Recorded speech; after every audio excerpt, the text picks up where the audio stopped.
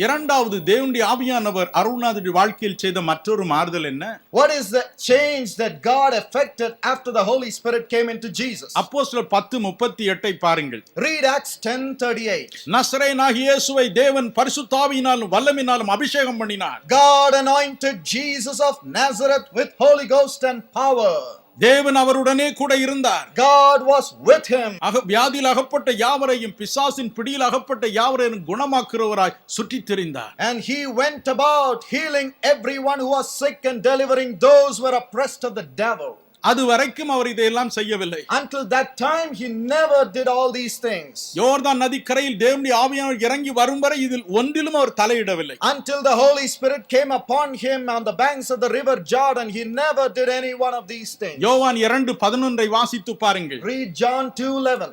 அவர் தண்ணீரை திராட்சரசமாய் மாற்றினார். He changed the water into the wine. எப்பொழுது? When? தேவனுடைய ஆவியானவர் மீது இறங்கி வந்த பிறகு. Only after the Holy Spirit came upon him. ஆகவே தான் அந்த வசனம் சொல்கிறது இதுதான் இயேசு செய்த முதல் அற்புதம் என்று. That's why the verse says this is the miracle which Jesus performed. வேதம் சொல்கிறது. The Bible says. கொலோசியர் 1:16. In Colossians 1:16. எபிரேயர் 1:3. Hebrews 1:3. யோவான் 14:9. John 14:9. யோவான் 10:30. John 10:30. இயேசு சொன்னார். Jesus said, நானும் காணக்கூடாத கடவுளும் ஒன்று என்று. I and the unseeable God are one. எனினும் Yet பரிசுத்த ஆவியானவர் மீது இறங்கும் வரை அவர் காத்திருந்தார். Until the Holy Spirit came upon him, he waited patiently. எதற்காக? Why? நமக்கு அவர் முன்மாதிரி. Just for you and for me. நமக்கும் அப்படி நடக்கும் என்று காண்பிப்பதற்கு. Just to show it will happen in the same way in our lives also. அருள்நாதர் மக்களை குணமாக்கின விதமே அலாதிதான், அது தனி. It's a different, it's something separate, something unique. காரணம், the way Jesus healed the people.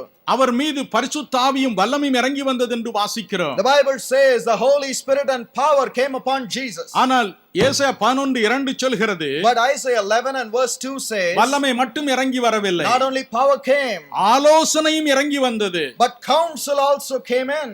ஆலோசனையும் பலமும் இறங்கி வந்தது. But counsel and might came into him. ஆலோசனையும் வல்லமையும் இறங்கி வந்தது. Counsel and power came into him. ஆலோசனை இல்லாத இடத்தில் ஜனங்கள் சீர்கெட்டு போவார்கள். Where there is no counsel, people shall positively perish. அருள்நாதர் இயேசுவை பாருங்கள். Look at the Lord Jesus Christ. யோவான் 5:19 வாசித்து பாருங்கள். Read John 5:19. என் மீது பரிசுத்த ஆவியானவர் இறங்கி இருக்கிறார். He said the Holy Spirit has come upon me. ஆக ஊர்ல இருக்கிற பிசாசை எல்லாம் துரத்த நான் ஓடுவேன் என்று சொன்னாரோ? Did he say all right, I will run behind the devils and drive them out? நானே ஓடி போய் நீ விளம்பரம் செய்து எல்லா நோய்களையும் குணமாக்குவேன் என்று சொன்னாரோ? Did he say I'm going to advertise about myself and then I'm going to heal the sick? வேதம் சொல்லுகிறது. The Bible says ஒவ்வொரு நாளும் இறைவனுடைய பாதத்தில் மணிக்கணக்காய் காத்திருந்தார். Every day he waited for many hours at the feet of the Almighty God. இன்று எனக்கு தேவனுடைய ஆலோசனை என்ன? What is the counsel of God for me today? இயேசு சொன்னார். Jesus said, தேவன் எனக்கு எதை காண்பிக்கிறாரோ அதை மட்டுமே செய்வேன். Only that which God shows me shall I do today. தேவன் சொன்னார். God said, ஒவ்வொரு காரியத்தையும் வெளிப்படுத்திக் கொண்டே இருந்தார். He was all the time revealing things for him that very day. அவருக்குள் ஆவியின் 9 வரங்களும் நிறைந்திருந்தன. He was overflowing with the 9 gifts of the Holy Spirit. அவருக்கு அவைகள் எல்லாம் அவசியம் இல்லை. He did not need them. உங்களுக்கும் எனக்கு ஒரு மாதிரியா இருப்பதற்காக எப்படி செய்தார்? Just to show us as an example, he did it. என் அப்பன் இயேசு எப்படி ஊழியம் செய்தார் பாருங்க. How did my Lord Jesus Christ minister? யோவான் 5:6 வாசித்து பாருங்க. Read John 5:6. பெதஸ்தா குளத்தின் அருகே 38 வருடம் நோய் கொண்ட மனிதன் படுத்திருக்கிறான். For 38 years the man near the pool of Bethesda is lying helplessly. இயேசு அவனை உற்று பார்த்தார். Jesus looked at him. அவருக்குள் இருந்த பரிசுத்த ஆவியானவர் வரங்களை கிரியை செய்யும்படி தூண்டுகிறார். Immediately the gifts of the Holy Spirit was raised up by the Holy Spirit who was in him. ஒரே ஒரு பார்வை. Just one look. எத்தனையோ வருடங்கள் வியாதியினால் வாடுகிறான் என்பதை கண்டார். He saw that he was lingering with the sickness for many years. தேவன் ஒரு ஆலோசனை கொடுத்தார். God gave him a counsel. ஐயோ என் மகனே. He said, my son, அவன் 38 வருடமாய் வாடுகிறான். He is suffering for 38 years. நீ அவனுக்கு சுகத்தை கொடுத்து விடு. You grant him health. அவனால் ஜெபிக்க முடியாது. He is unable to pray. அவன் மனம் உடைந்து He படுத்திருக்கிறான். is a broken hearted man. எனக்கு உதவி செய்ய யாரும் இல்லை என்று புலம்பி நிற்கிறான். He is crying, there is nobody to help me. நீயே சுகத்தை கொடுத்து விடு. கொடு. You grant him health. எனக்கு அருமையானவர்களே, My dear friends, அதுதான் தேவனுடைய ஆலோசனை. that's the counsel of God. அதுதான் தேவனுடைய ஆலோசனை. That's the counsel of God. மனிதன் ஒரு மனிதனை பார்க்கும் விதமும் தேவன் பார்க்கும் விதமும் 100க்கு 100 முரண்பாடானது. It is different as a man sees another man and God seeing another man. Both are totally different. மத்தேயு 9:1-2 வாசித்து Read பாருங்கள். Matthew 9:1 and 2.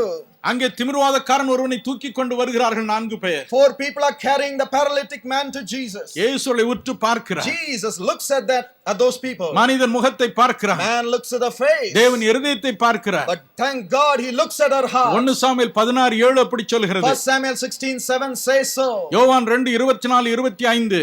John 2:24-25. தேவன் அவருடைய இருதயத்தை அறிந்திருந்தார். God could look into any man's heart. இயேசுவுடைய இருதயத்தை அறிந்திருந்தார். Jesus knew the heart of every man. அவருடைய உள்ளத்தை பார்த்தார். He looked into the hearts of these men. அதில் விசுவாசம் இருந்தது. He saw the faith which was in them. அவருடைய விசுவாசத்தை கண்டு என்று எழுதி The இருக்கிறது. Bible says he saw the faith that was in them. இந்த மனிதனை பார்த்தார். He looked at this man. அவனுடைய பாவத்தினால் அவனுக்கு இந்த நோய் வந்திருக்கிறது. He knew that because of his sin he was suffering with the sickness. ஒரு பக்கம் நம்பிக்கை விசுவாசம், One side hope and faith. மற்றொரு பக்கம் வேதனை. The other side agony.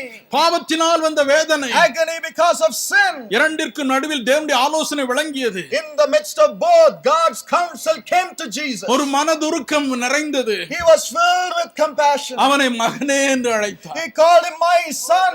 பாவியே என்று He அழைக்கவில்லை. didn't call him sinner. மகனே என்று He அழைத்தார். said my son. அவனை தொட்டார். He touched him அவனை சுகமாக்கினார். and he healed him. நீ உன் எழுந்து உன் படுக்கை எடுத்துக்கொண்டு நட என்று தேவனுடைய வார்த்தையை சொன்னார். He said the word of God, take up your bed and walk. எனக்கு அருமையானவர்களே, My precious brothers and இயேசு sisters, கிறிஸ்துக்குள் இருந்த ஆவியானவர் ஆலோசனை கொடுத்தார் அவருக்கு. the Spirit of God which was in Jesus gave him counsel. வல்லமை விளங்கச் செய்தார். He exhibited his power. ஐயோ, நமக்கு இந்த அனுபவம் இன்று எத்தனை அவசியம். Today, how much more we need this power. ஒரு சமயம் திருச்சியிலே நண்பர் ஒருவரை என்னுடைய அலுவலக விஷயமாய் பார்க்க One சென்றிருந்தேன். day I went to meet a friend of mine for official work. அதை முடித்த பிறகு அவர் சொன்னார், அடுத்த அறையில் சிலர் உங்களை பார்க்க வேண்டும் என்று சொன்னார்கள், பார்க்க வைத்திருக்கிறேன் After என்றார். the work was over, he said, I want you to meet some of my friends in the next room. அடுத்த அறைக்கு போனேன். I went to the next room. 30 பேருக்கு அதிகமான மக்கள் இருந்தார்கள். More than 30 people were waiting. நான் போனதோ ஆபீஸ் வேலையா I went for official work.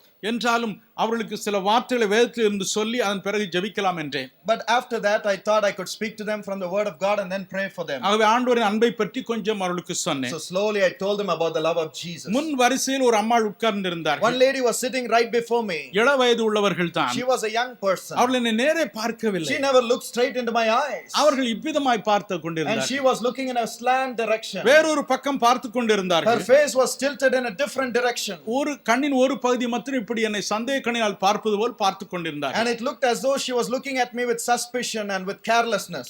எனக்கு உள்ளத்திலே ஒரே வேதனை. In my heart I was filled with agony. ஐயோ, நான் ஆண்டவரை பற்றி பேசுகிறேன், இந்த அம்மாள் எங்கேயோ பார்க்கிறார்களே Oh, என்று. I am speaking about Jesus, but she is looking somewhere else. இவ்வளவு அலட்சியமாய் பார்க்கிறார்களே என்று. How she is not caring for God. முடிந்தது. The meeting was over. ஒவ்வொருவரின் நண்பர் அறிமுகம் செய்து அவருடைய வேதனையை சொன்னார். அவர்களுக்காக ஜெபித்துக் கொண்டு One by வந்தேன். one, my friend was introducing everyone, and I was praying for everyone. இந்த அம்மாளிடம் வந்தோம். When we came to this lady, என்னுடைய நண்பர் சொன்னார், my brother said, brother, Brother, அவளுக்கு இந்த கண்ணுல பார்வை இல்ல.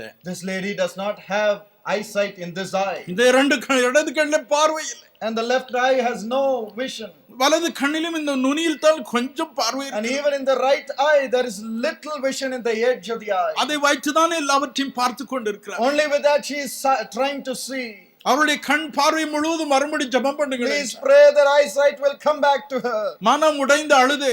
I was heartbroken and I cried. to God. அவர்களுக்காக அல்ல, Not for her, எனக்காக அழுதே. but for me I cried. வேதம் சொல்கிறது, The Bible says, என்னுடைய ஊழியனை அல்லாமல் குருடன் யார்? who is blind but my servant? என்னுடைய ஊழியன் அல்லாமல் அந்தகன் யார்? Who is blind other than my servant? அதை நினைத்தேன். I looked at it. ஆண்டவரே, நானே அந்த குருடன் என்று சொன்னேன். I said, I am that blind man. நானே அந்த அந்தகன் என்று சொன்னேன். I said, I am that blind man. ஆகவே தான் வேதம் சொல்கிறது, That's why the Bible says எபேசியர் 5:18 in Ephesians 5:18, எப்பொழுதும் ஆவியினால் நிறைந்திருங்கள். every time be filled with the Holy Spirit. இரவும் பகலும் நிறைந்திருங்கள். Night and day be filled with the Holy எந்த Spirit. நேரத்துல யார் வேதனையோடு வருவார்களோ உங்களுக்கு தெரியாது. You don't know who will come to you crying in agony at what time. எப்பொழுதும் ஆவியினால் நிறைந்திருங்கள். Please be filled with the Holy Spirit at all times. எப்பொழுதும் வரங்கள் கிரியை செய்யட்டும். All the time let the gifts of the Holy Spirit work. என் அப்பன் இயேசுவை பாருங்கள். Look at my Jesus. யோவான் 3:34 பாருங்கள். Read John 3:34. வேதம் சொல்கிறது, The Bible says, தேவன் தம்முடைய குமாரனாகிய இயேசுவுக்கு தம்முடைய ஆவியை அளவில்லாமல் கொடுத்திருந்தார். God had given his son Jesus Christ the Holy Spirit without measure. பலரிடம் கேட்பார்கள், Many people ask me, எவ்வளவு பேருக்கு சுகமாச்சு brother? many people are healed, brother. என் தம்பிக்கு சுகமாகலையே. Not my brother is not healed. அவன் கண்ணு அப்படியே தான் இருக்கு. His eye is still sick. எத்தனையோ பேர் செத்தவங்க இவரோட எழுந்தாங்களே. Many dead people came back alive. ஐயோ, ஏன் என் வீட்டுல அப்படி நிகழல? Why it has not happened to my brother? நான் சொல்லும் காரியம் ஒன்றே I ஒன்றுதான். just tell them one thing. அவரு கண் பார்வை அப்படியே இருப்பதற்கு காரணம் நானே. The reason for their blindness to be like that is because of me. அந்த நோய்கள் குணமடையாமல் போவதற்கு காரணம் நான். The reason their sicknesses are not healed is me. பிரசங்கியாகிய நான். It is the preacher, it's me. வேறு ஒருவர் மீதும் தவறு கிடையாது. Oh, there is no fault with anybody else. இயேசுவை போல நான் முழுவதும் பரிசுத்த ஆவியினால் நிறையவில்லை. I am not filled with the Holy Spirit as Jesus was filled. அவரை போல முழுவதும் நிரம்பி வழியவில்லை. I am not filled with overflowing measure with the Holy Spirit. ஏதோ கொஞ்சம் எனக்கு கிடைத்திருக்கு. I just have little. அதை வைத்துக் கொண்டுதான் இவ்வளவு செய்கிறேன். Only with that I am doing such things. தவறு என்னுடையது. The reason is me. தவறு என்னுடையது. The fault is with me. அவர்களுடையது அல்ல. Not with them. எனக்கு அருமையான My precious brothers N and அப்பன் sisters. இயேசுவை பாருங்கள். Look at Jesus. எப்பொழுதும் ஆவினால் நிறைந்திருந்தார். Every time he was filled with the Holy தேவனுடைய Spirit. பாதத்தில் காத்திருந்த ஆலோசனை பெற்று பெற்று பெற்று ஊழியம் செய்தார். He was waiting at God's feet all the time, got the counsel of God, and he ministered to the people. ஒவ்வொரு நாளும் எனக்கு வரும் கடிதங்களை பார்க்கும் பொழுது உள்ளம் உடைந்து போகிறது. Every day as I read the letters that come to me, my heart gets broken to pieces. 2000 கடிதங்கள் என்றால் 2000 கடிதமும் வேதனை கடிதம். 2000 letters, but 2000 letters filled with agony of the people. வேதனை, Agony, வேதனை. problems. இதற்கு வழி என்ன? What is the solution? ஒரே வழி. One way. தேவனுடைய ஆவியினால் நிறைந்திருப்பது. To be filled with the Holy Spirit without measure. தேவனுடைய ஆலோசனையால் நிறைந்திருப்பது. But to be filled with the counsel of God. என் அப்பன் இயேசுவை பாருங்கள். Look at my Jesus. ஒரு நாள் பேதுரு வந்தான். One day Peter came. வரி செலுத்த பணம் இல்லை I என்றார். don't have money to pay the taxes. இயேசு சொன்னாரா? What did Jesus say? அப்பா இதுக்கெல்லாம் நான் வரலப்பா. Did he say I did not come for these things? வரிகிரியில நம்மட்ட பேசாத. Don't talk to me about ஏதோ ரெண்டு taxes. தலைவலி வயிற்று வலி சொல்லி சுகமாக்கிட்டு நான் போறேன் If என்று you say சொன்னாரா? headache, stomachache, I'll heal and go. No. Did he say that? இல்லை. No. பயப்படாதே பேதுரு. Don't be afraid, Peter. ஓய் தூண்டிலை போடு. Go and put the hook. முதலாவது ஒரு மீனை பிடி. Catch the fish. அதன் வாயில் இருக்க வெள்ளி பணத்தை எடு. Open its mouth and take out the silver coin. எனக்கும் உனக்கும் போதுமானதா இருக்கும் என்றார். And it will be sufficient for you and for me to pay the taxes. இன்று மனிதர்கள் விரும்புவது எப்படிப்பட்ட ஒரு இயேசுவை? What kind of Jesus are men seeking for? எல்லா தேவைகளையும் சந்திக்கும் ஒரு இயேசுவை தான். We are looking for a Jesus who will supply every need of every man. அதை பரிசுத்தாவியானவர் மட்டுமே காண்பிக்க முடியும். Only the Holy Spirit can do it. எந்த மனிதனும் காண்பிக்க முடியாது. No man can do it. ஆகவே நாம் இன்று கேட்போம். So we will cry to him. என்னை நிரப்பும். Fill me, Lord. என்னை நிரப்பும். Fill me, Lord. இயேசுவை போல நிரப்பும். Fill me like Jesus tonight. இயேசு கிறிஸ்துவை போல Fill நிரப்பும். me like Jesus Christ அவரை tonight. போல நிரப்பும். Just like Jesus.